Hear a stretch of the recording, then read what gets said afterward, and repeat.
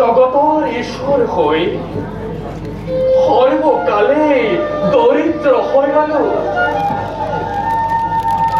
পাৰ্বতীয়ে অশেষ কষ্টৰ মাজেৰে আমাৰ এই সংসাৰ চলাব লগা হৈছে।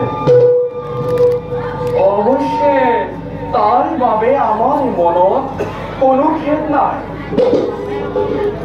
আমার পরাই বর লাভ করি এই জগৎ বাকি হয়েছে সুখী। তাতে আমার পরম আনন্দ। আমার মোহ নাই, সেয়ে আমি মায়ার অধীন নহয়।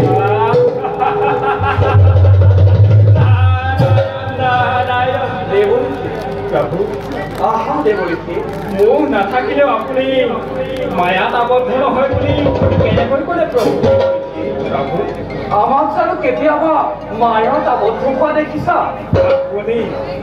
আপুনি মায়াৰ সন্মুখীনেই হোৱা নাই। দেৱৰীকে, মায়াত আকৌ ক'ৰ পৰা পৰিব?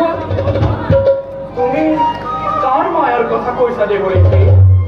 তোৰ মায়াৰ কথা কৈছো প্ৰভু। দেৱৰীকে, প্ৰভু, যি বিষ্ণুৱে সমুদ্ৰ মন্থনত অসুৰক অমৃত পান কৰাৰ পৰা বঞ্চিত কৰিবৰ বাবে মায়াময় মোহিনী ৰূপ ধাৰণ কৰিছিল। দেৱৰীকে, বিষ্ণুৰ সেই মোহিনী ৰূপডাল আপুনি দৰ্শন পাইছে প্ৰভু? বিষ্ণুৱে মোহিনী ৰূপ কৰিলে?